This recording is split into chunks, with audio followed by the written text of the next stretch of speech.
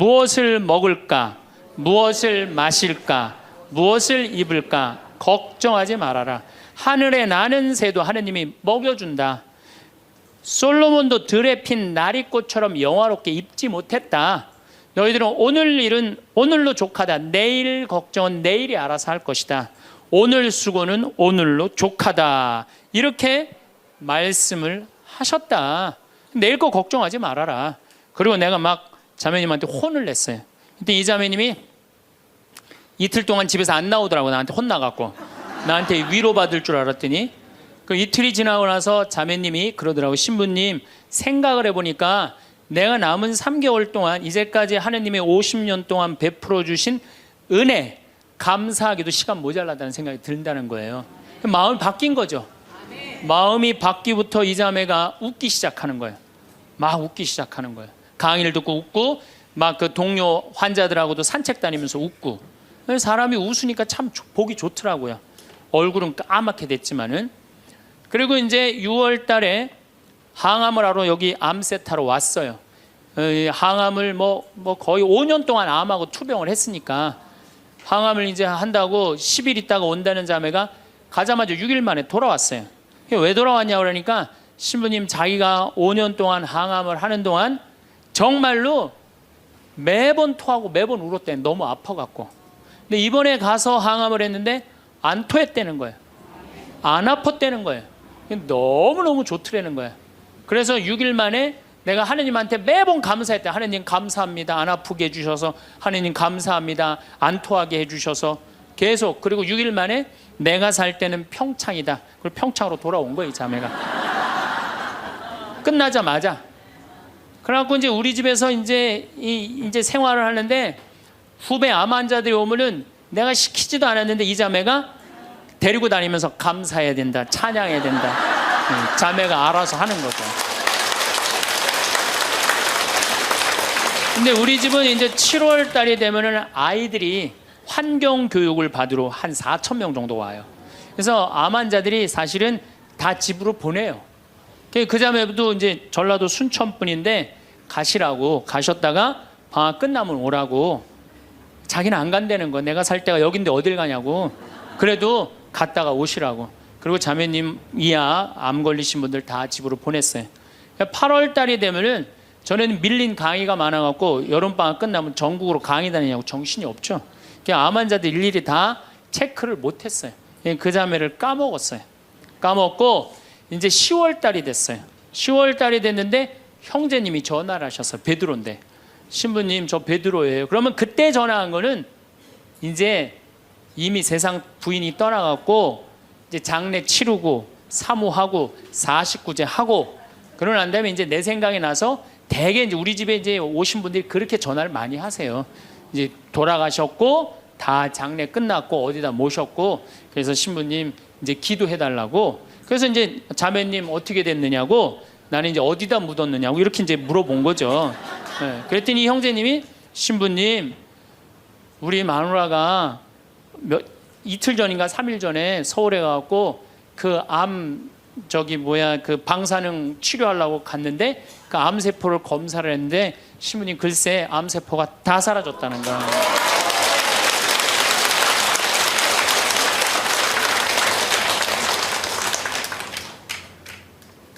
마음을 어떻게 먹느냐에 따라서 굉장히 많이 틀려요. 물론 또 하느님이 불러가시면 어쩔 수 없는 거고, 저는 하느님이 불러가는 것도 나쁘지 않다고 생각해요. 예, 불러가면 얼마나 좋아요. 요즘 그 미국에서 어떤 박사가 이제 죽었다가 다시 살아난 사람들 조사를 해봤대잖아요. 죽었다가, 나도 이제 그 본당 사목하면서 죽었다 살아난 사람들 얘기를 들어보면 아주 거의 똑같아요. 딱 죽을 때 그냥 터널 같은데 빛을 빨리 올라간다는 거예요.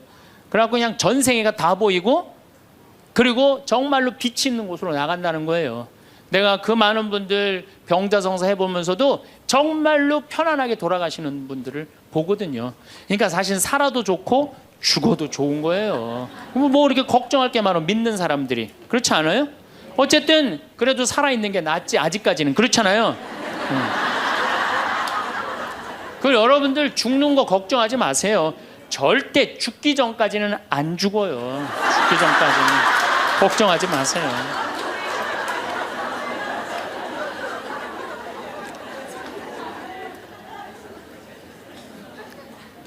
축하한다고. 근데 산책을 나갔다는 거예요. 아, 예, 그렇다고. 예.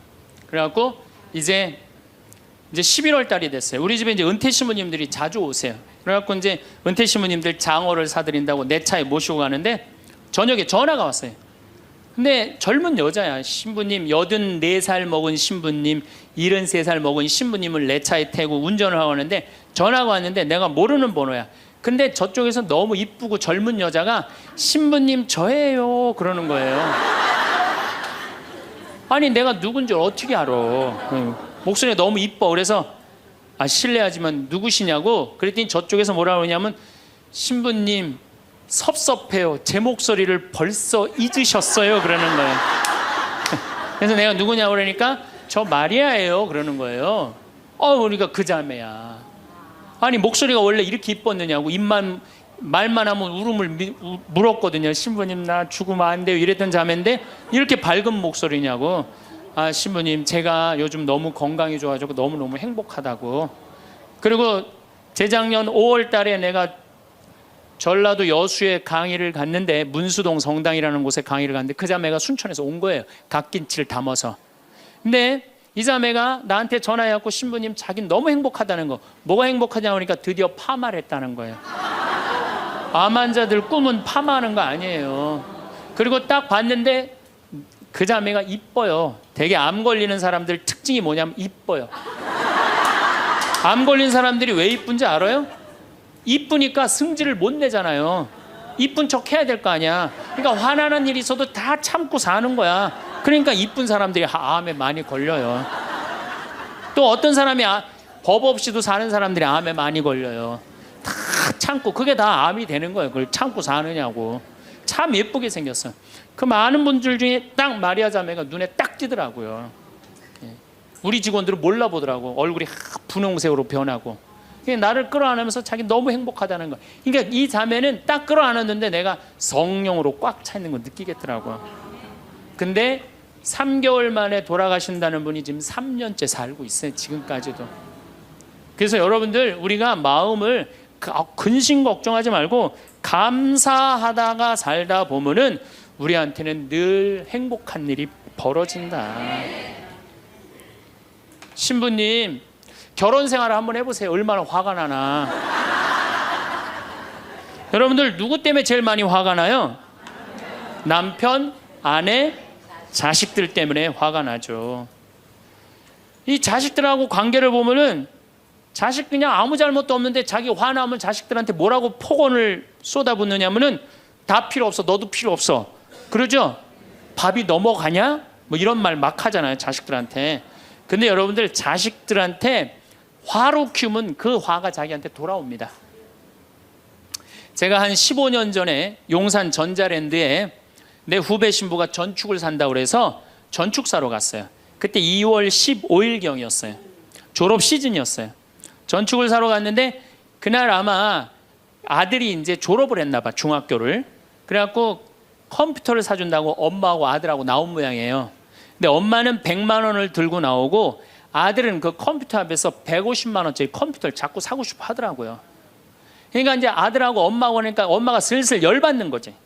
아들이 그냥 100만 원짜리 사면 좋은데 150만 원짜리 자꾸 산다고 우기니까 엄마가 너무 열받으니까 이 감정을 조절하지 못하고 아들 귀싸대기를 때렸어요. 그 많은 사람들이 있는데 쫙 소리가 났어요. 난 전축 사다가 무슨 소린가 했더니 때린 거 엄마가. 그래갖고 내가 그 모자가 하는 게 하도 신기해서 전축 사는 걸 관두고 구경하기 시작했어요. 어떻게 되나. 근데 엄마가 너무 화가 나니까 이성을 잃으니까 뭐라고 그러느냐면은 너 지금부터 나한테 엄마라고 그러지 말고 아줌마라고 불러. 내 말 그렇게 안 들을 거면 아줌마라고 불러. 나 지금부터 네 엄마 아니야. 얘가 그냥 귀싸대기를 맞고 얼마나 창피해. 그 많은 사람들이 봤는데 막 울더라고 얘가. 그런데 막 울더니 계단에서 막 울더니 얘가 착한 애예요. 막 한참 생각하더니 자기가 잘못했다고 생각을 했는지 엄마한테 가갖고 엄마 미안해 내가 100만 원짜리 살게. 분명히 그랬거든 아들은. 근데 엄마는 이미 이성을 잃은 상태야. 그러니까 엄마가 웬만한 엄마는 고맙다. 네가 그렇게 마음을 돌려줘서 그리고 내가 때린 거 미안하다. 이래야 되는데 이 엄마는 완전히 이게 정신이 나간 엄마라 뭐라고 그러냐면 이놈의 새끼 아줌마라고 부르는데 왜 자꾸 엄마라고 부르느냐고. 여러분 그 아이가 그날 컴퓨터 얻어갖고 갈 수 있어요. 그렇지만 시간이 지나면은 아이가 엄마가 컴퓨터 사준 거 생각할까요? 귀싸대기 맞은 거 생각할까요? 5년, 10년 지나고 나면 컴퓨터 아무 생각 안 해요. 때린 것만 생각나요. 그런데 부모는 참 이상해요. 자식한테 때린 건 하나도 생각 안 하고 잘해준 것만 생각해요. 그러니까 자식은 부모한테 맞은 것만 생각하고 부모는 자식한테 잘해준 것만 생각해요. 나중에 만나면은 이게 영 딴 마음을 갖고 사는 거야. 그러니까 여러분들 중에 만약에 자식들이 화가 나갖고 만약에 내가 때렸다, 늙어서 호강받을 생각은 꿈도 꾸지 말아라. 며칠 전에 중국에서 한 엄마가 길거리에서 아이를 막 발로 차고 막 때리는 거 보셨죠? 방송에 나왔더라고요. 화로 키우면요, 걘 나중에 그 엄마한테 화로 갚을 수밖에 없어요. 근데 우리가 왜 자식들한테 많이 더 화가 나느냐? 이유는 딱 한 가지예요. 공부 못한다는 거예요. 공부 못한다는 거. 공부 안 하고 딴짓 한다고. 사친구 때 공부 안 하고 컴퓨터 게임이나 하고 더욱이 눈 동그랗게 뜨고 부모한테 덤비면 화가 나요, 안 나요? 나죠? 그리고 그냥 문 쾅 닫고 자기 방에 들어가고 나오지도 않으면 속에서 불 나지 않아요? 근데 여러분들 자라면서 사춘기 때는 그러는 게 당연한 거예요. 사춘기 때는 방황할 수 있는 권리가 있는 아이들이에요. 사춘기 때는 자기가 방황하는 게 당연한 거예요. 얘네들은 권리예요. 방황하는 게, 혼란스러운 게. 근데 엄마들이 그걸 허락을 안 해. 내가 좀 마음이 산란하고 그냥 몸도 막 변하고 그냥 정신도 이상하고 여자 보면 가슴이 흥분되고 막 그래갖고 학교도 가기 싫고 그래갖고 그냥 마음이 산란해갖고 오늘은 학교를 하루 접고 명동에서 좀 고민 좀 해야 되겠다. 학교를 하루 안 갔어. 학교 선생님이 엄마한테 애가 학교 안 왔다고 그냥 찾아보니까 명동에서 그냥 애가 그냥 왔다 갔다 하는 거야. 엄마 미치는 거죠. 엄마 뭐라 그래?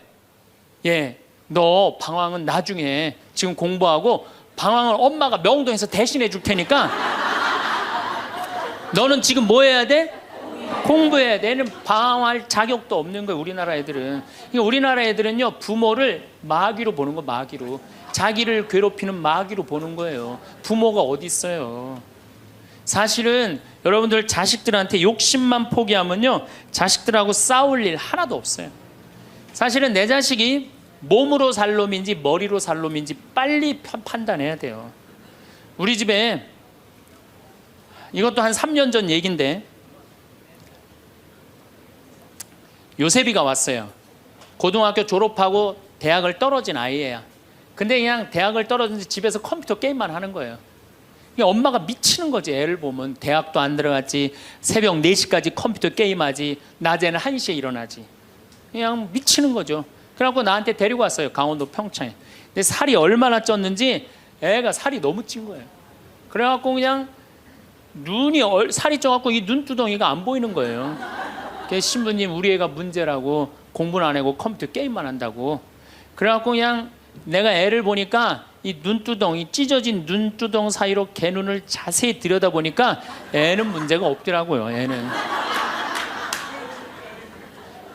근데 애가 살이 얼마나 쪘는지 100kg인지 110kg인지 120kg인지 130kg인지 알 길이 없는 거야. 왜? 우리 생태마을의 저울은 100kg까지 밖에 재는 게 없거든. 올라가면 막 뱅글뱅글 도는 거, 저울이.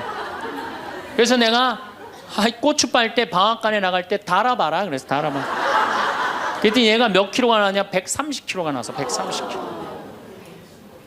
그래갖고 일단은 하여튼 놔두고 가라고. 그래갖고 이제 엄마는 갔어요. 엄마는 가고. 근데 애가 참 건강한 애예요. 정신도 맑은 애 아이고. 부모 입장에서 문제인데 내 눈에는 문제가 아니더라고. 너 밭에 나가서 일 좀 해라. 그래갖고 이제 다 큰 애니까 밭에 나가서 일을 하고 일주일 지나고 난 다음에 관리장한테 물어봤어요. 걔 어떠냐고, 요셉이. 그랬더니 관리장이 넘버 1이라는 거예요. 엄마는 문제라고 데리고 왔는데 우리 생태마을의 관리장은 넘버 1이라는 거. 일도 잘하고 성격도 좋고. 기가 막히더라고. 어떻게 일을 잘하냐 하니까 애가 힘이 좋아갖고 물건도 게으름을 안 핀다는 거예요. 게으름을. 여러분들 얘가 몸으로 살래요? 머리로 살래요? 몸으로 살래죠? 몸으로 살래를 머리로 살라 그러면 얘가 머리가 돌 것 같아, 안 돌 것 같아요? 그러니까 내가 몸으로 살지 머리로 살지 빨리 구분할 줄 알아야 돼요. 그래갖고 애가 너무 괜찮으니까 6월 달에 우리 생태마을에 앞에 강이 흐른단 말이에요. 거기서 래프팅을 합니다. 그래서 래프팅 가이드를 자격증을 따라고 그랬어요. 그랬더니 우리 래프팅 가이드 팀장이 신부님 다른 아이는 다 따도 얘는 못 땁니다. 왜냐하면 이 가이드 자격증 체육학과 애들이 따는 거거든요. 배를 뒤집었다가 폈다가 강물에 뛰어 들어갔다가 강물에 또 올라오고 그래야 되는데 130kg짜리가 강물에 한번 빠지면 그만이지 어떻게 자격증을 땁니까? 그래도 우리가 협회 사람들하고 잘 아니까 좀 어떻게 좀 따게 좀 해라. 그래갖고 가이드를 자격증을 보냈는데 그 금요일날 따갖고 왔어요. 기가 막힌 거죠. 어떻게 땄냐 그러니까 그 주간에 비가 오지 않아갖고 배가 강바닥에 단 거야. 그래갖고 그냥 들어왔다 나갔다 자격증 따갖고 왔어요. 그리고 아이가 가이드를 하는데 인기가 최고예요. 최고. 너무너무 잘하는 거 아이가. 그래갖고 이제 9월 달에 엄마가 와서 보니까 아들이 130kg짜리니까 116kg가 된 거야. 그러니까 살이 홀쭉 빠지고 눈빛이 초롱초롱해진 거야. 그러니까 엄마가 가자 공부하러.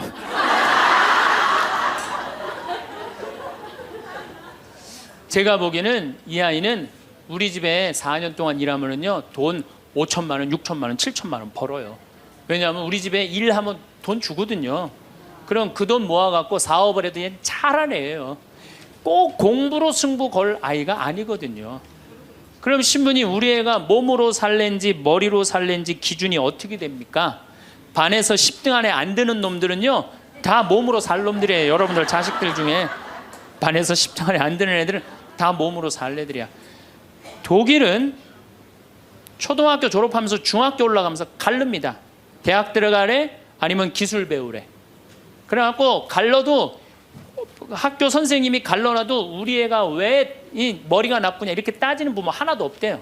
그러니까 그 독일 사람들은 그게 내 아이가 몸으로 살고 손으로 기술로 하는 걸 좋아한대요.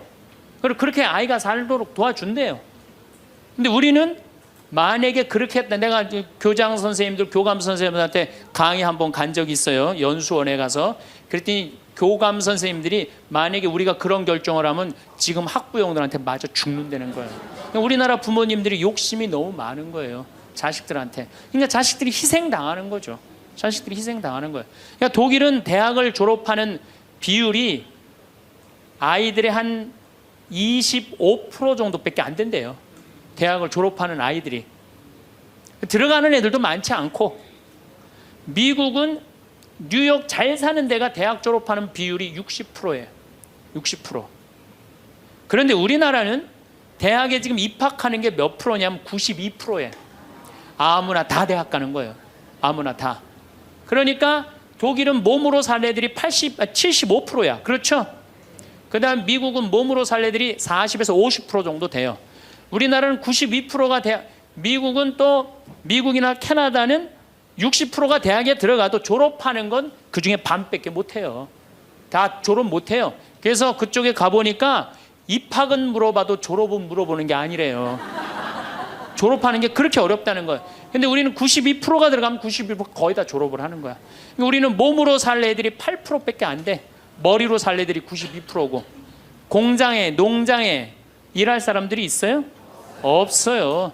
그러니까 이 나머지 92% 중에 취직을 다 합니까? 40, 50%밖에 못해요. 그러면 나머지 40%는요 한량으로 남는 거예요. 취직도 못하고. 그럼 그 자식 보고 있으면 속에서 불이 나요, 안 나요? 불이 나죠? 근데 누가 잘못한 거예요? 부모가 잘못한 거예요. 처음부터 너는 머리로 안 될 것 같으니까 우리 몸 쪽으로 가자. 그래갖고 농사를 가르치든지 기술을 가르치면은 걔 벌써 취직해갖고 일했을 거예요. 근데 다 우리의 삐뚤어진 욕심 때문에 아이도 망가뜨리고 부모도 망가지고, 그래갖고 돈 쏟아 넣느냐고 노후 대책연금도 못하고. 그러니까 그냥 전 국민이 그냥 화 속에서 사는 거예요. 그러니까 저는 정말로 우리나라 이 교육제도가 화의 근원이라고 생각해요. 그렇다면은 자식 때문에 화나죠. 그런데 이 부부라도 서로 사이가 좋으면은 좋은데 엄마들이 자식한테 미쳐갖고 남편한테 신경 써야 안 써요? 안 쓰죠? 남편이 외로운지 힘든지도 몰라요. 근데 자식들은 부부가 막 사랑스럽고 이렇게 다정하게 지내는 부모를 본 자식들은요 안정스럽게 자란대요. 근데 부부가 맨날 싸우고 막 이러는 자식들은요 굉장히 불안정하게 자란다는 거예요. 그래서 저는 정말로 감사한 게 저는 고등학교 졸업할 때까지 부부는 안 싸우는 건 줄 알았어요. 부부는 한 번도 부부 싸움을 본 적이 없어요 저는. 근데 내 고등학교 때 친구가 아이 뭐 술 먹자고 고등학교 때 그 왜 그러냐 그러니까 아버지가 엄마를 때려갖고 눈탱이가 밤탱이가 됐다는 거예요. 자기 너무너무 괴롭다는 거예요. 그래서 저는 그때 충격받았어요. 어떻게 부부가 싸우느냐 그런 충격을 받았어요 저는. 왜냐하면 나는 우리 어머니 아버지 싸우는 걸 한 번도 못 봤거든요.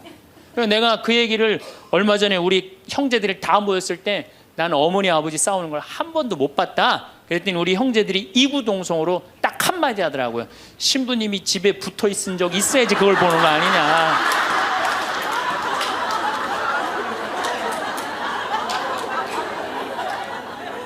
어쨌거나 저는 본 적이 없어요 저는.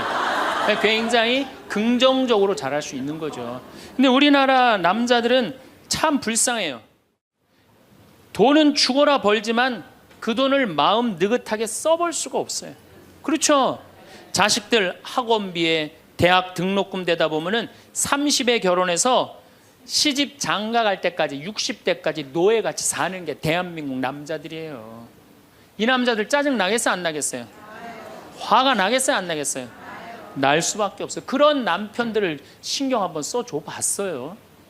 정말로 정말 남편 정말로 남편을 왕대조 패줘봤느냐고. 여러분들 길 가는 사람이 여러분들 10,000원 주는 사람 있어요? 길 가는 남자가 당신 예쁘다고 10,000원 주는 남자 봤어요? 근데 여러분들 남편은 그냥 한 달에 뼈가 빠지게 벌어갖고 200만 원이든 300만 원이든 400만 원이든 갖다 바치잖아요. 그러면 그 남편한테 감사해야 될 거 아니야. 근데 그냥 감사는 안 하고 그냥 남의 김치찌개도 그냥 제대로 안 하면 그냥 못 끓이고 그냥. 자식이라고 있는 거 학원 다니다 보면은 밤 12시에 얼굴 보기도 힘들어요. 아버지가 자식을 키우고는 있지만은 다정한 자식을 구경하기가 힘들어요. 또 사춘기만 되면 이 자식들이 아버지한테 부드럽게 합니까? 반항하고 틱틱거리고 그러면은요 우리나라 남자들은 갈 데가 없는 거예요. 그래서 40대 남자들이 자살률이 세계에서 1위인데 우리나라 여자보다 몇 배가 많이 죽느냐면 3배가 많이 죽어요. 우리나라 40대들은 갈 데가 없는 거예요. 갈 데가 외로운 거죠. 또 여성들도 마찬가지야. 난 우리나라 여자들도 불쌍해. 이게 다 교육 때문에 그래. 교육 때문에. 자식이 막 사춘기 때 막 생 난리를 치고 막 그럴 때 여러분들은 몇 살이 될까요? 45, 50 왔다 갔다 하죠? 그럼 여러분들은 자식은 사춘기지만 여러분들은 뭐예요? 갱년기야. 그러니까 갱년기가 되면 사실은 굉장히 케어가 필요한 거예요. 여러분들 굉장히 돌봄이 필요한 나이예요. 막 피부 쳐져요 안 쳐져요? 눈두덩 쳐져요 안 쳐져요? 눈가 쳐져요 안 쳐져요? 볼 쳐져요 안 쳐져요? 이깔 쳐져요 안 쳐져요? 그러니까 그렇게 처지는 거 거울에 이렇게 보고 앉아 있으면 어떤 얼굴이 되냐면 이런 얼굴이 돼요.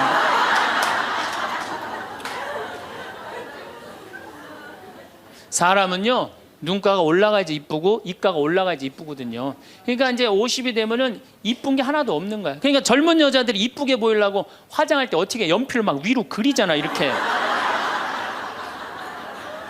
근데 50이 되면 연필로 그려도 결국은 어떻게 돼요? 끝이 떨어지잖아요.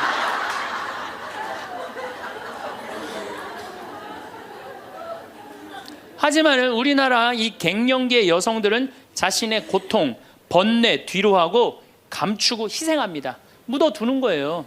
자식을 위해서 희생한다. 내가 지금 뭐 생리가 이어졌다 끊어졌다 그냥 정신이 깜빡깜빡 하잖아요 여러분들. 갱년기 시작되면은. 그렇죠? 지갑은 뒀는데 어디다 뒀는지 생각이 안 나는 그런 경우 참 많죠.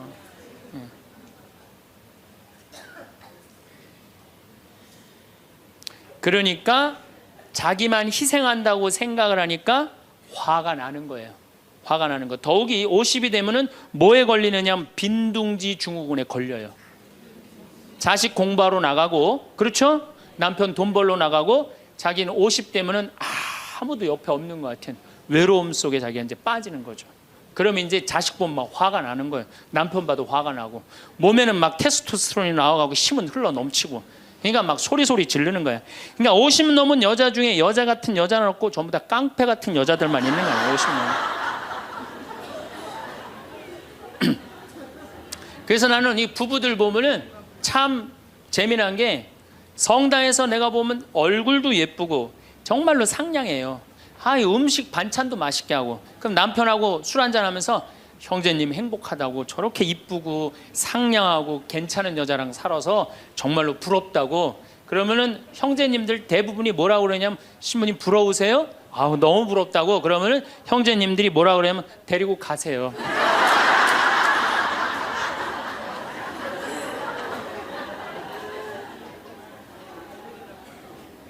그래서 부부가 서로 사랑하지 못하고 자식하고도의 애정을 쌓지 못하고, 그러니까 우리가 이제 화가 꽉 차 있는 거예요.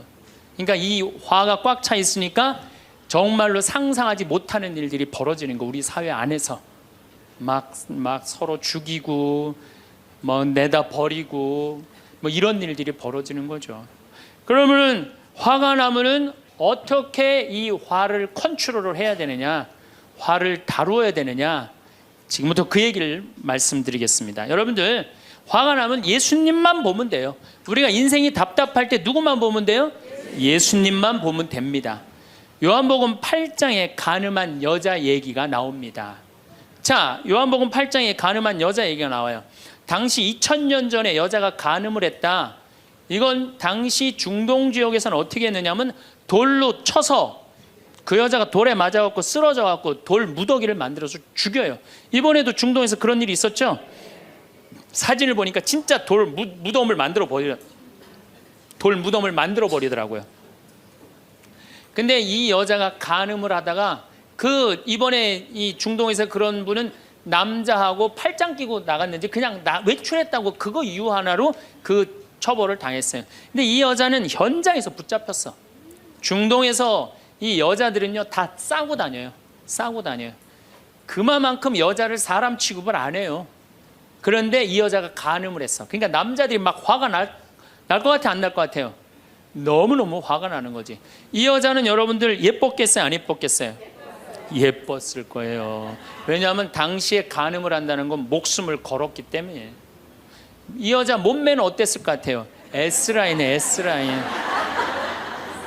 이게 벤지 엉덩이인지 구분도 안 되는 여자고 간음할 수가 없어요. 예쁜 여자가 다른 남자하고 대낮에 간음하다가 붙잡혔다. 남자들이 흥분할 수밖에 없어요. 그래갖고 막 눈이 뒤집어져 갖고 예수님은, 안 그래도 예수님한테 별렀어요. 왜? 요한복음 7장에 귀에만 대면 예수님을 죽이려고 그랬거든. 근데 이 사건이 8장에 일어나요. 8장에. 그러니까 모두를 용서해라, 사랑해라, 이런 분하고 율법 1.1핵도 없어지면 안 된다. 그러니까 율법학자들이 예수님 앞에 이 여자를 패댕기를 치는 거예요. 당신이 이 여자 간음했는데 어떻게 하면 좋으냐고.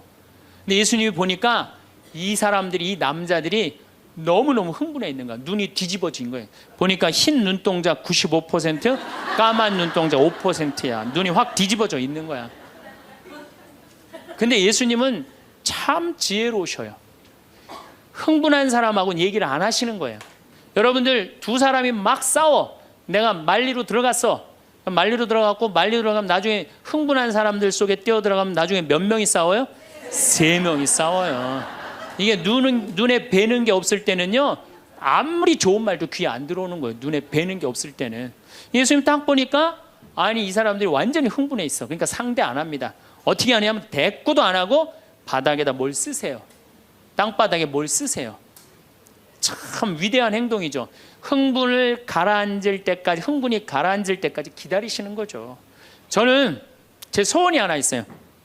저는 본당 신부를 10년 동안 했는데, 다행히 한 번도 교우들끼리 서로 싸워갖고 패가 갈린다든가 그런 적이 없어요. 그런데 이제 내가 다음에 이제 한번 본당에 나가면 주교님한테 가서 꼭 부탁하고 싶어요. 주교님한테 난 어떤 본당에 나가고 싶냐고 부탁을 하고 싶냐면은 성당이 두 패로 나눠져 갖고 머리통이 터지게 싸우는 본당에 나 보내달라고. 내가 꼭 하고 싶은 게 있어서 그래요. 뭘 하고 싶으냐면은 내가 이제 머리통이 터지게 싸우는 본당에 발령받아 갔단 말이야. 딱 발령받아 가면은 양쪽 회장들이 딱 올 거 아니에요. 신부님, 저치들이 우리 성당 돈 다 빼먹었다고. 또 이쪽 회장들은 저치들이 우리 성당 분위기 다 깬다고 시시비비를 가려달라고 흥분이 돼갖고 오면은 나는 아무 말도 안 하고 사제관 방바닥에 뭘 써보고 싶어.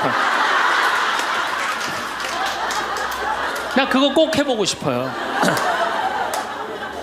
여러분들도 만약에 남편이 나하고 얘기 좀 하자고 남편이 흥분돼갖고 너 왜 우리 어머니한테 그렇게 못되게 대하느냐 그래갖고 싸우자고 문을 열고 딱 들어와갖고 딱 봤는데 남편이 흥분을 했어. 눈동자를 보니까 흰 눈동자 95%, 까만 눈동자 5%야. 그러면은 부인이 그래 나도 할 얘기가 많다 해보자. 그러면은요 어떻게 될 것 같아요? 싸우고 귀싸대게 맞게 돼 있어요. 왜? 말로 싸우면요 남자는 여자를 못 이겨요. 남자는. 왜냐하면 여자는 하루에 25,000마디를 하고 남자는 하루에 15,000마디밖에 못 하거든요. 그러니까 말로는 여자를 이길 수가 없어요. 나는 우리 신부들 중에 수녀님하고 싸운 신부들 중에 수녀님하고 싸워서 수녀님을 이긴 신부를 본 적이 없어요.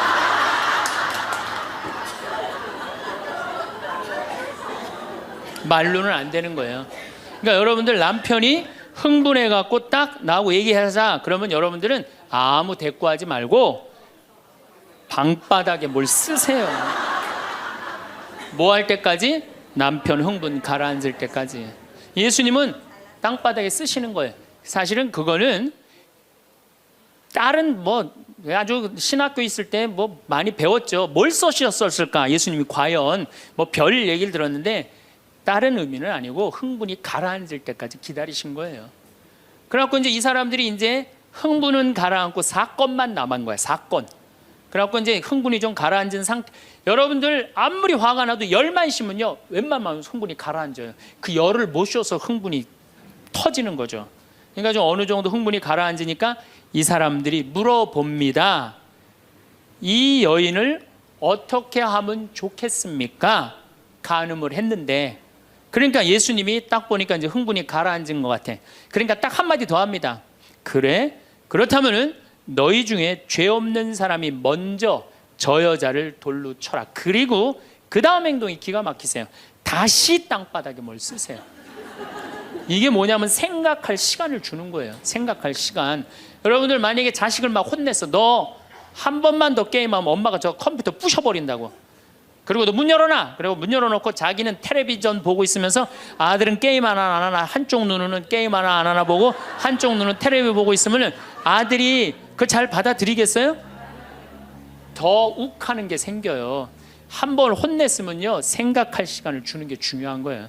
그러니까 예수님은 생각할 시간을 주는 거예요. 너희 중에 죄 없는 사람이 먼저 저 여자를 돌로 쳐라. 그리고 난 다음에 예수님 다시 땅바닥에 뭘 쓰십니다. 그런데 언제까지 기다려 주시느냐 하면 다 떠날 때까지 기다리는 거예요. 중간에 고개 안 돌리시고. 그리고 다 떠났어. 다 떠나고 나니까 그때서 고개를 들어서 혼자 남은 여인한테 물어봅니다. 여인아, 네 죄를 묻던 사람들이 어디 갔느냐? 아무도 없습니다, 주님. 그래? 그들이 만약에 네 죄를 묻지 않았다면 나도 네 죄를 묻지 않으마. 이거 기가 막힌 얘기예요. 왜? 예수님은 죄를 묻을 수 있는 권한이 있으신 분이에요. 얼마든지 그 여자를 징계할 수 있어요. 그렇지만 다른 사람이 묻지 않았기 때문에 나도 묻지 않겠다. 아, 기가 막히지 않아요? 예수님은 세 사람을 용서합니다. 첫 번째 죽이다고 덤비는 바리사이들을 용서하고 간음한 이 여인을 용서하고 그 다음에 율법의 1.1획도 나는 어기로 온 것이 아니다, 없애러 온 것이 아니다 이렇게 가르친 당신까지 용서한 거야. 다시 말해서 흥분이 가라앉으면요 문제 해결은 다 돼요. 흥분한 상태에서 여러분들이 문제 해결하려고 하면 해결이 안 된다는 얘기예요. 그렇다면은 이 흥분은 화는 어떻게 하면 조절할 수 있느냐? 첫 번째, 숨을 잘 쉬어라. 이거는 모든 화를 조절하는 책을 읽어보면요 첫 번째로 나오는 게 숨을 잘 쉬어라예요. 화가 나면은 숨이 가빠져요, 안 가빠져요? 가빠지죠? 씩씩거린다 그러죠? 이게 숨을 어떻게 주체하지 못해서 그러는 거예요. 근데 여러분들, 숨은 창세기에 보면은 하느님이 인간을 창조하시고 뭘 불어넣었다 그래요? 숨을. 그러니까 우리가 숨을 쉰다는 건 생명을 쉬는 거예요. 생명을. 그러니까 숨을 잘못 쉬면 생명을 잘못 다루는 거하고 똑같은 거예요. 근데 숨은 어떻게 내 몸으로 들어와서 코로 들어와서 심장으로 해서 이 위로 해서 그 다음에 단전 배꼽 아래로 해서 간으로 해서 폐로 이렇게 돌아서 나가는 게 숨이에요. 그래갖고 온전히 산소 공급이 온 장기 안에 다 돼야 돼. 근데 화가 나면 여러분들 숨을 어디다 걸어놓고 쉬어요? 목에다 목조에서 딱 걸어놓고 싸우잖아요. 남편하고 싸울 때. 예, 내가 시집와서 당신한테 해준 게 뭐가 있어? 외식을 해줘서 설거지를 해줬어. 그렇다고 여행을 시켜줘서 밍크 코트를 사줘서 다이아를 사줬어. 그럼 얼굴이 빨개져 안 빨개져요? 왜 빨개지느냐면 이게 내려갔다 와야 되는데 여기만 딱 차 있으니까 점점 풍선처럼 부풀러 오르는 거예요. 그렇게 1시간을 소리 지르고 싸우면은 1시간 동안 여기 산소 통합니까 안 통합니까? 안 통하면 여기가 무슨 병이 드느냐면 화병이 드는 거. 그래서 드는 병이 화병이에요. 그러니까 싸울 때 어떻게 싸워야 되냐면 숨을 쉬고 싸워야 되는 거예요.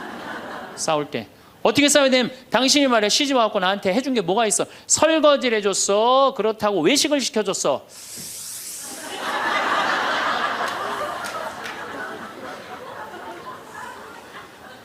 그렇다고 나 밍크 코트를 사줬어. 아니면 다이아를 사줬어. 당신 나한테 해준 게 뭐 있어? 내 시집 와서 고생만 했지.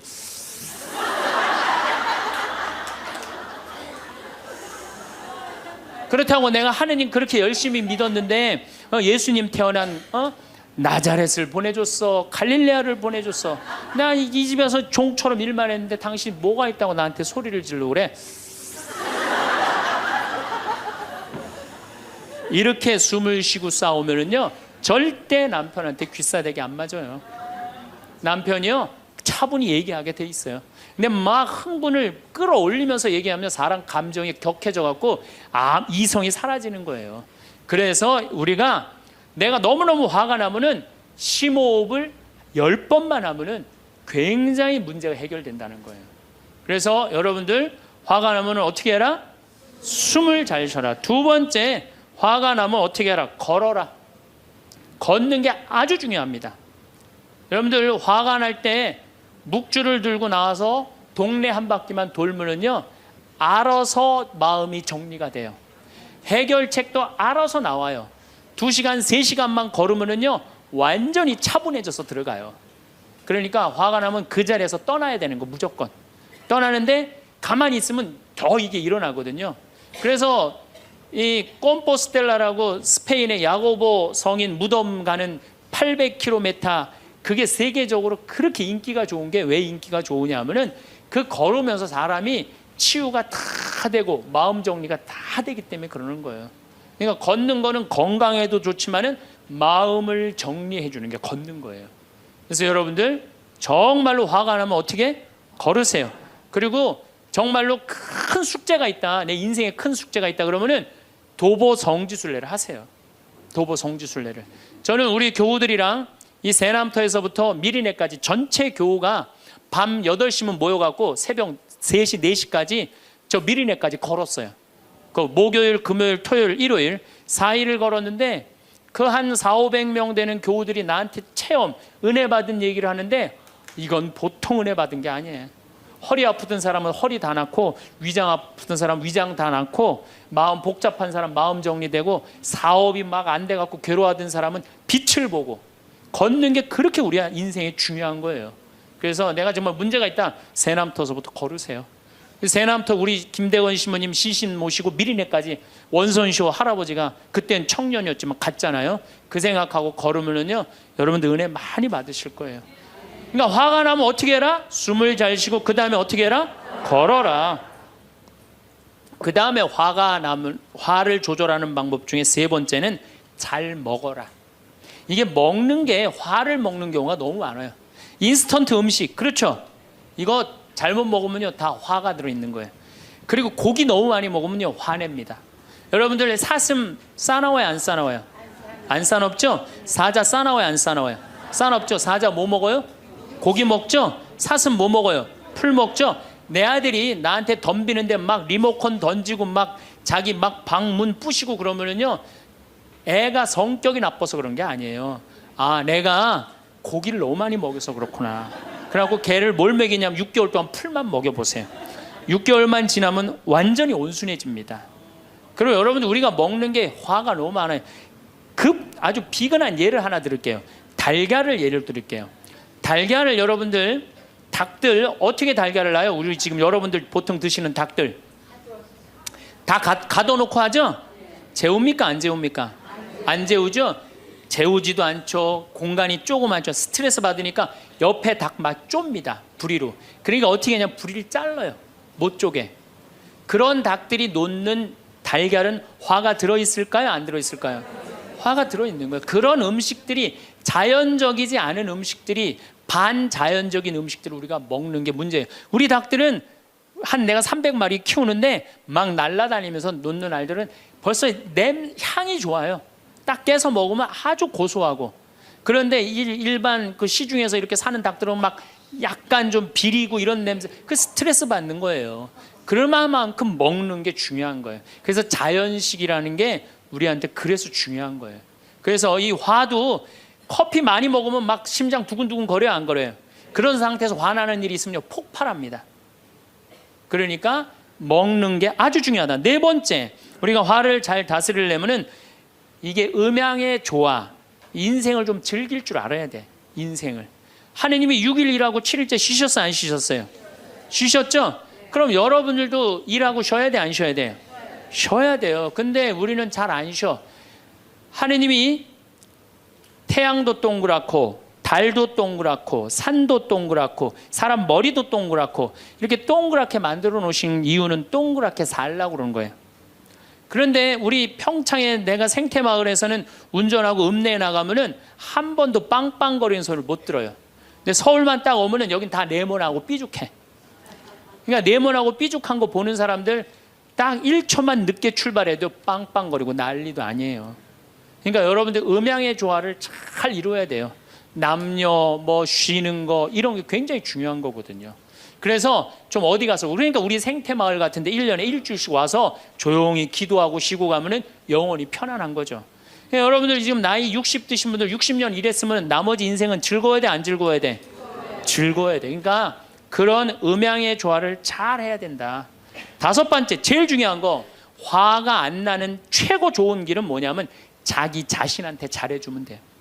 내가 행복하면 절대 화 안 납니다. 얼마 전에 우리 집에 대장암으로 온몸에 퍼져서 돌아가신 분이 계세요. 자매님이 나보다 1살 많은데 죽기 일주일 전에 나를 딱 끌어안고 울면서 이런 말을 했어요. 신부님, 나는 내가 이제 곧 죽을 것 같은데 나는 남편한테도 안 미안하대요. 왜 안 미안하냐면 남편 평생 집 돌본 적이 없대요. 그래서 하나도 안 미안하대요. 그리고 자식한테도 안 미안하대. 왜? 대학까지 자기가 이 빌딩 청소해갖고 대학까지 졸업시켰대요. 그런데 누구한테 미안하냐면 자기한테 미안하대. 자기는 이 47년을 살면서 한 번도 고생만 했지 자기 맛있는 고기를 사준 적도 없고 자기한테 예쁜 옷을 해입힌 적도 없고 좋은 데 구경시켜준 적도 없다는 거야. 그런데 지금까지 고생만 하다가 떨컥 병에 걸려서 죽는다는 거예요. 그래서 자기한테 너무너무 미안하다는 거예요. 근데 이제 죽는다는 거예요. 자기한테 한 번도 잘해준 적이 없는데 너무 자기한테 미안하다는 거예요. 여러분들한테 잘해줘야 될 것 같아요? 안 잘해줘야 될 것 같아요? 괜히 그냥 참고 인내하면서 승질은 승질대로 부리고 그러실 필요 하나도 없어요. 이제 여러분들한테 맛있는 거 있으면 사주세요. 그렇죠? 예쁜 옷 있으면 사 입히고, 여러분한테 좋은 데 있으면 구경도 좀 시켜주고. 저는 저한테 잘해줍니다.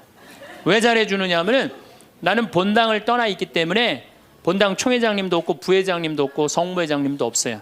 그러니까 나 고기 먹고 싶으면 사주는 사람 아무도 없어요. 내가 고기가 먹고 싶으면 내가 사줘요. 베네딕토 고기 먹고 싶냐? 가자, 내가 오늘 사줄게. 난 내가 데려와서 내가 사줘, 나한테. 그러니까 스트레스 받는 일이 없는 거예요. 남한테 섭섭한 것도 없고. 그래서 제가 항상 하는 얘기지만 집에서는 엄마가 행복해야 돼. 그래야지 자식이 행복한 거예요. 집에서는 아내가 행복해야 돼. 그래야지 누가 행복해? 남편이 행복하는 거야. 집에서 며느리가 행복해야 돼. 그래야지 누가 행복해? 시어머니가 행복한 거예요. 그러니까 여기 계신 여러분들이 행복해야지 대한민국이 행복한 거예요. 이제는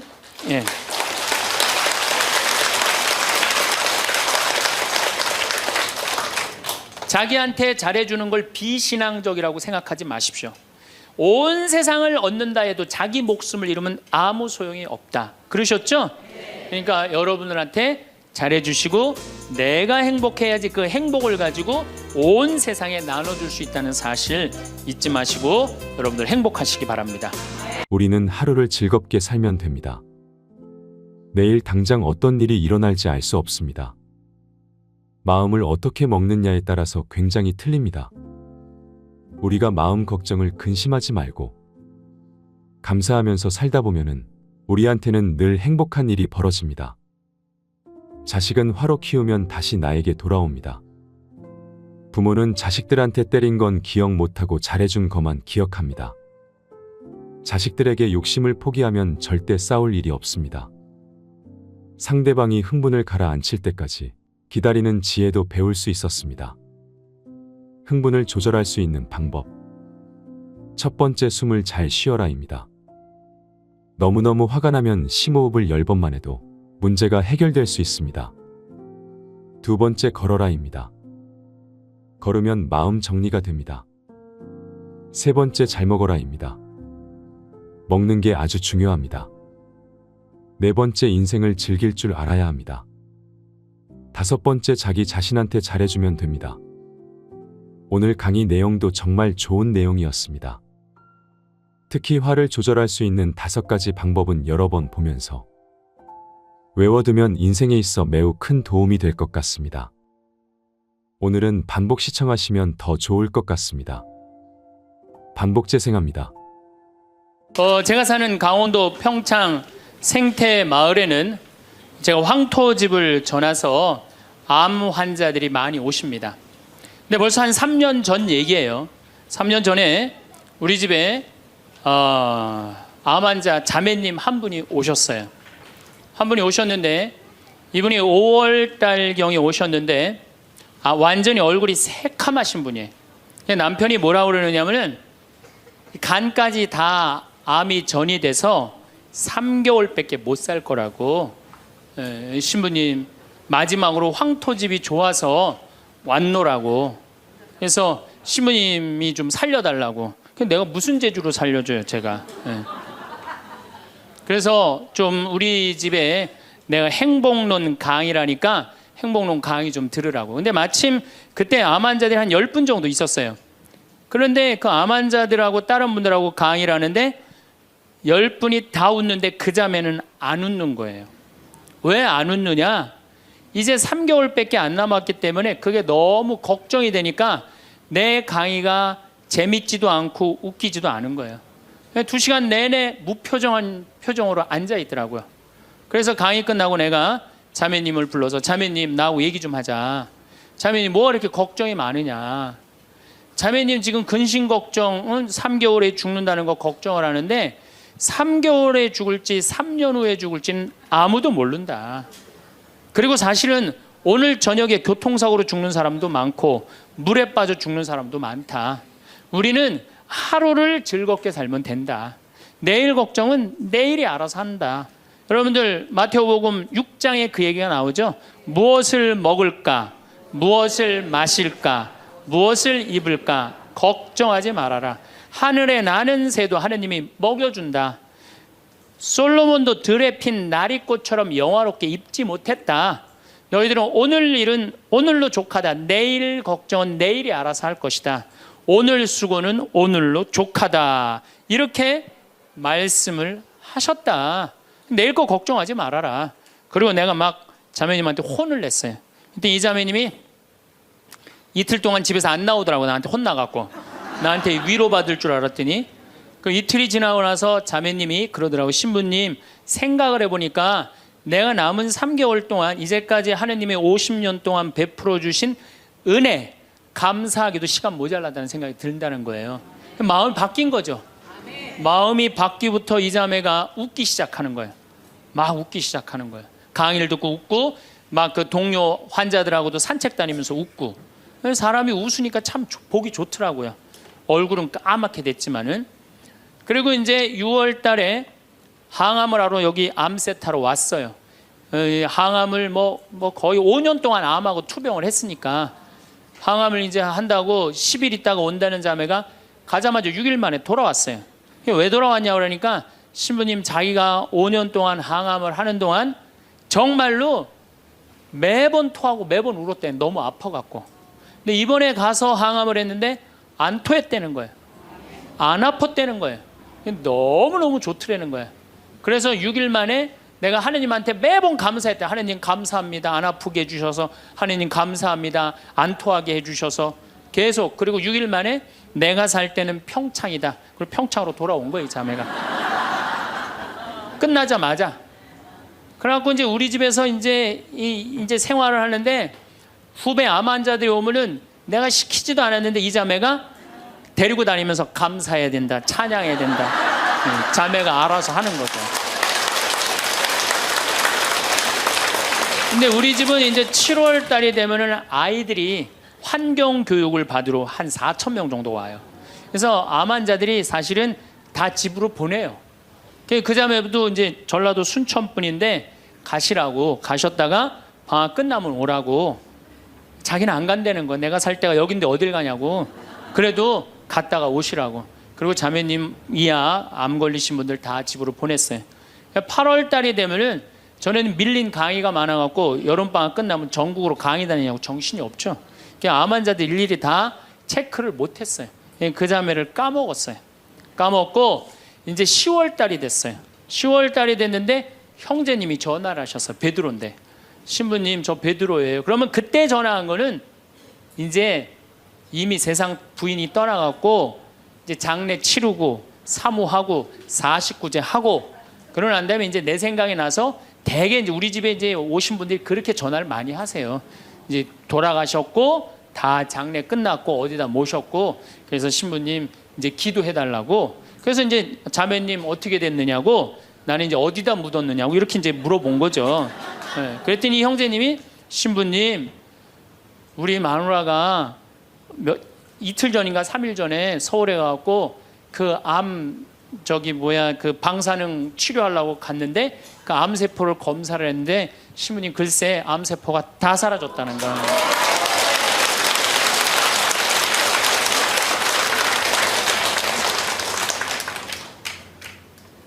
마음을 어떻게 먹느냐에 따라서 굉장히 많이 틀려요.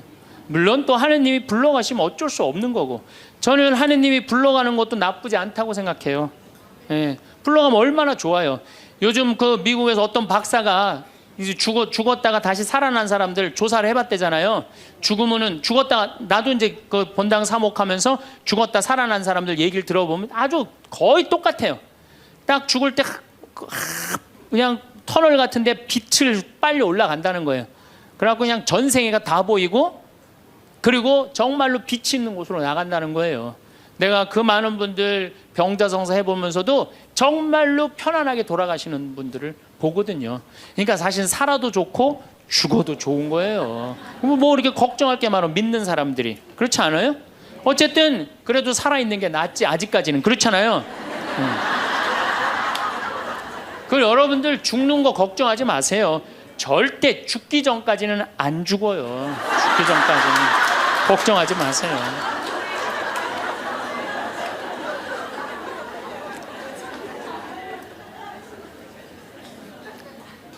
축하한다고. 근데 산책을 나갔다는 거예요. 아, 그렇다고. 예.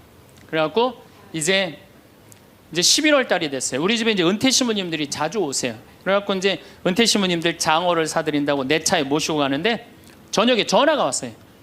근데 젊은 여자야. 신부님 84살 먹은 신부님 73살 먹은 신부님을 내 차에 태우고 운전을 하고 하는데 전화가 왔는데 내가 모르는 번호야. 근데 저쪽에서 너무 이쁘고 젊은 여자가 신부님 저예요 그러는 거예요. 아니 내가 누군지 어떻게 알아. 목소리가 너무 이뻐. 그래서 실례하지만 누구시냐고 그랬더니 저쪽에서 뭐라 그러냐면 신부님 섭섭해요. 제 목소리를 벌써 잊으셨어요 그러는 거예요. 그래서 내가 누구냐고 그러니까 저 마리아예요 그러는 거예요. 그러니까 그 자매야. 아니 목소리가 원래 이렇게 이뻤느냐고. 입만 말만 하면 울음을 물었거든요. 신부님 나 죽으면 안 돼요 이랬던 자매인데 이렇게 밝은 목소리냐고. 신부님 제가 요즘 너무 건강이 좋아지고 너무너무 행복하다고.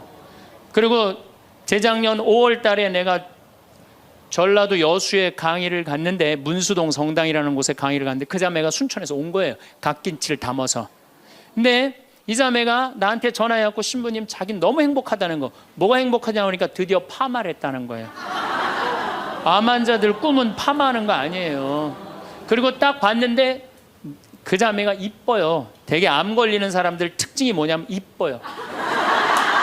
암 걸린 사람들이 왜 이쁜지 알아요? 이쁘니까 승질을 못 내잖아요.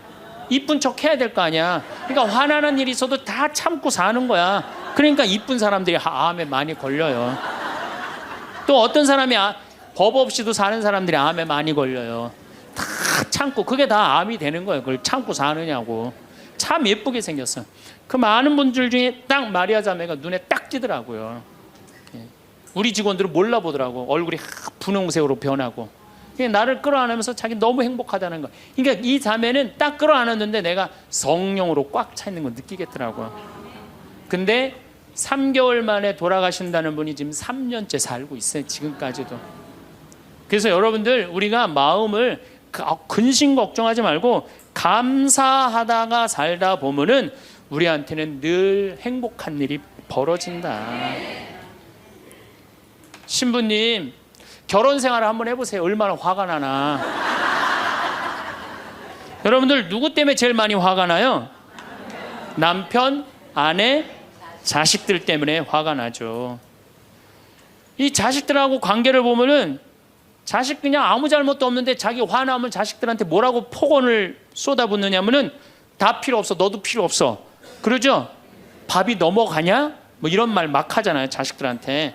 근데 여러분들 자식들한테 화로 키우면 그 화가 자기한테 돌아옵니다. 제가 한 15년 전에 용산 전자랜드에 내 후배 신부가 전축을 산다고 그래서 전축사로 갔어요. 그때 2월 15일경이었어요. 졸업 시즌이었어요. 전축을 사러 갔는데 그날 아마 아들이 이제 졸업을 했나 봐, 중학교를. 그래갖고 컴퓨터를 사준다고 엄마하고 아들하고 나온 모양이에요. 근데 엄마는 100만 원을 들고 나오고 아들은 그 컴퓨터 앞에서 150만 원짜리 컴퓨터를 자꾸 사고 싶어 하더라고요. 그러니까 이제 아들하고 엄마하고 하니까 엄마가 슬슬 열받는 거지.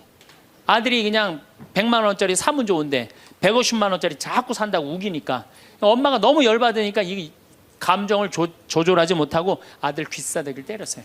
그 많은 사람들이 있는데 쫙 소리가 났어요. 난 전축 사다가 무슨 소린가 했더니 때린 거 엄마가. 그래갖고 내가 그 모자가 하는 게 하도 신기해서 전축 사는 걸 관두고 구경하기 시작했어요. 어떻게 되나. 근데 엄마가 너무 화가 나니까 이성을 잃으니까 뭐라고 그러느냐면은 너 지금부터 나한테 엄마라고 그러지 말고 아줌마라고 불러. 내 말 그렇게 안 들을 거면 아줌마라고 불러. 나 지금부터 네 엄마 아니야. 얘가 그냥 귀싸대기를 맞고 얼마나 창피해. 그 많은 사람들이 봤는데 막 울더라고 애가. 그런데 막 울더니 계단에서 막 울더니 얘가 착한 애예요. 막 한참 생각하더니 자기가 잘못했다고 생각을 했는지 엄마한테 가갖고 엄마 미안해 내가 100만 원짜리 살게. 분명히 그랬거든 아들은. 근데 엄마는 이미 이성을 잃은 상태야. 그러니까 엄마가 웬만한 엄마는 고맙다 네가 그렇게 마음을 돌려줘서 그리고 내가 때린 거 미안하다 이래야 되는데 이 엄마는 완전히 이게 정신이 나간 엄마라 뭐라고 그러냐면 이놈의 새끼 아줌마라고 부르는데 왜 자꾸 엄마라고 부르느냐고. 여러분 그 아이가 그날 컴퓨터 얻어갖고 갈 수 있어요. 그렇지만 시간이 지나면은 아이가 엄마가 컴퓨터 사준 거 생각할까요? 귀싸대기 맞은 거 생각할까요? 5년 10년 지나고 나면 컴퓨터 아무 생각 안 해요. 때린 것만 생각나요. 그런데 부모는 참 이상해요. 자식한테 때린 건 하나도 생각 안 하고 잘해준 것만 생각해요. 그러니까 자식은 부모한테 맞은 것만 생각하고 부모는 자식한테 잘해준 것만 생각해요. 나중에 만나면은 이게 영 딴 마음을 갖고 사는 거야. 그러니까 여러분들 중에 만약에 자식들이 화가 나갖고 만약에 내가 때렸다. 늙어서 호강받을 생각은 꿈도 꾸지 말아라. 며칠 전에 중국에서 한 엄마가 길거리에서 아이를 막 발로 차고 막 때리는 거 보셨죠? 저 방송에 나왔더라고요. 화로 키우면요, 걔 나중에 그 엄마한테 화로 갚을 수밖에 없어요. 근데 우리가 왜 자식들한테 많이 더 화가 나느냐? 이유는 딱 한 가지예요. 공부 못한다는 거예요. 공부 못한다는 거. 공부 안 하고 딴짓 한다고, 사친구 때 공부 안 하고 컴퓨터 게임이나 하고, 더욱이 눈 동그랗게 뜨고 부모한테 덤비면은 화가 나요, 안 나요? 나죠? 그리고 그냥 문 쾅 닫고 자기 방에 들어가고 나오지도 않으면은 속에서 불 나지 않아요? 근데 여러분들 자라면서 사춘기 때는 그러는 게 당연한 거예요. 사춘기 때는 방황할 수 있는 권리가 있는 아이들이에요. 사춘기 때는 자기가 방황하는 게 당연한 거예요. 얘네들은 권리예요, 방황하는 게. 혼란스러운 게. 근데 엄마들이 그걸 허락을 안 해. 내가 좀 마음이 산란하고 그냥 몸도 막 변하고 그냥 정신도 이상하고 여자 보면 가슴이 흥분되고 막 그래갖고 학교도 가기 싫고 그래갖고 그냥 마음이 산란해갖고 오늘은 학교를 하루 접고 명동에서 좀 고민 좀 해야 되겠다. 학교를 하루 안 갔어. 학교 선생님 엄마한테 애가 학교 안 왔다고 그냥 찾아보니까 명동에서 그냥 애가 그냥 왔다 갔다 하는 거야. 엄마 미치는 거죠. 엄마 뭐라 그래? 너 방황은 나중에, 지금 공부하고 방황을 엄마가 명동에서 대신해 줄 테니까 너는 지금 뭐 해야 돼?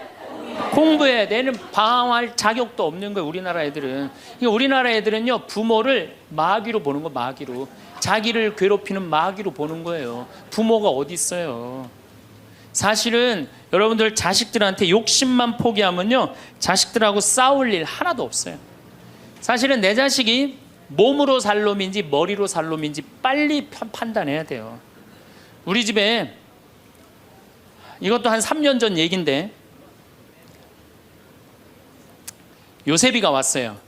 고등학교 졸업하고 대학을 떨어진 아이예요.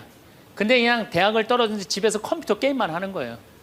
엄마가 미치는 거지. 애를 보면 대학도 안 들어갔지, 새벽 4시까지 컴퓨터 게임하지, 낮에는 1시에 일어나지.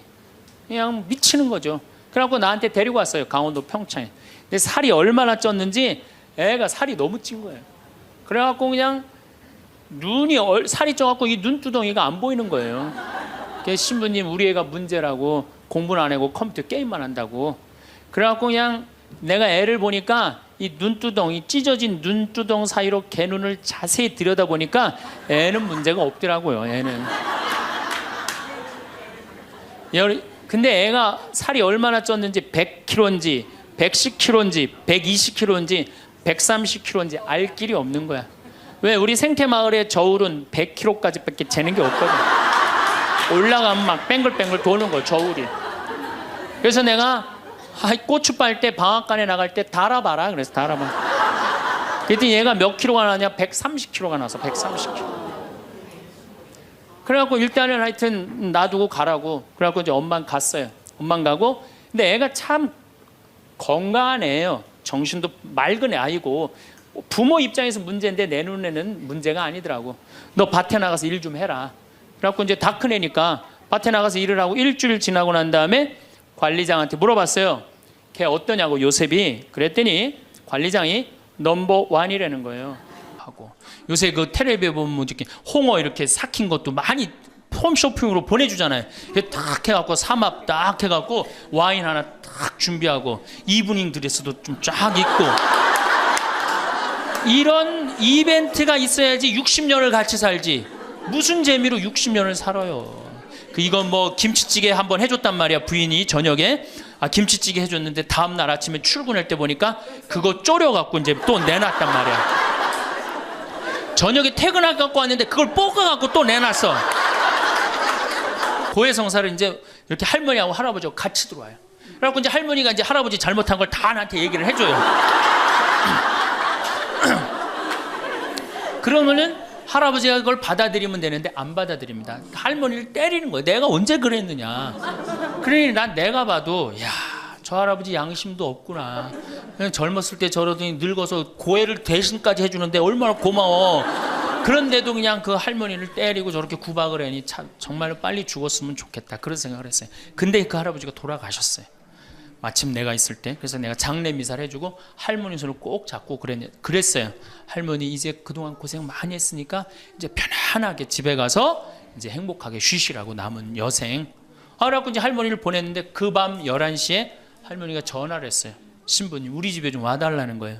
한참 자는데 왜 그러시냐고 그러니까 그 병상에 누워있던 남편이 없으니까 이 집이 그렇게 무섭고 쓸쓸하고 외롭고 허전하다는 거야. 지금 빨리 와서 기도를 해달라는 거야. 그래서 자다가 또 옷도 갈아입고 이제 내가 가고 그 할머니 이제 안수기도 해주고 이제 손잡고 기도해주고 오면서 늙어서 남편이 죽는다. 그날로 여러분들은 아무것도 아니에요. 완전히 홀로 되는 거예요. 그러니까 정말로 귀하게 지금 자식을 귀하게 해줘야 돼. 남편을 귀하게 해줘야 돼. 그러니까 오늘 당장 집에 가고 학원 끊어요. 학원 끊고 대학 다닌 자식 있으면 당장 휴학시키세요. 우리 어머니가 딱 오시더니 아들이 막 쩔쩔매고 사람들이 막 농민들이 왔다 갔다 하는 걸 보고 왜 그러시냐고 신부님. 그래서 내가 원래 계약 제외로 했는데 돈이 원래 한 2억이 들어오기로 했는데 그 돈이 안 들어왔고 내가 지금 못 줘서 지금 너무너무 당황스럽다고 그냥 그 얘기만 저는 했어요. 근데 어머니가 일주일 동안 있기로 하셨는데 그날 그냥 집에 가시더라고요. 우리 누나한테 가자 그랬더니 차로 가셨어요. 다음날 어머니가 전화를 하셨어요. 신부님 내가 그 돈 해서 보냈다는 거예요. 하루 만에 어머니가 그 엄청난 돈을 해서 보낸 거예요. 아들이 그냥 뭐 그런 거 고생하는 거 보기 싫은 거지. 그래갖고 그 돈을 해갖고 싹 일주일 만에 싹 정리했어요. 나는 어머니가 얼마나 고마운 줄 몰라요. 저는요 우리 어머니가요 안 죽었으면 좋겠어요.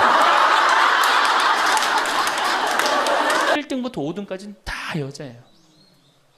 그러니까 요즘 남자애들이 왜 이렇게 시험을 못 보느냐? 컴퓨터 게임 때문에. 그 다음에 음란 사이트 때문에. 그 다음에 개떼처럼 돌아다니는 특성 때문에 남자애들이 여자애들을 따라갈 수가 없대. 혹시 우리 집에 남자만 아들만 낳았다 손 들어보세요. 우리 집에 아들만 있다 손 들어보세요.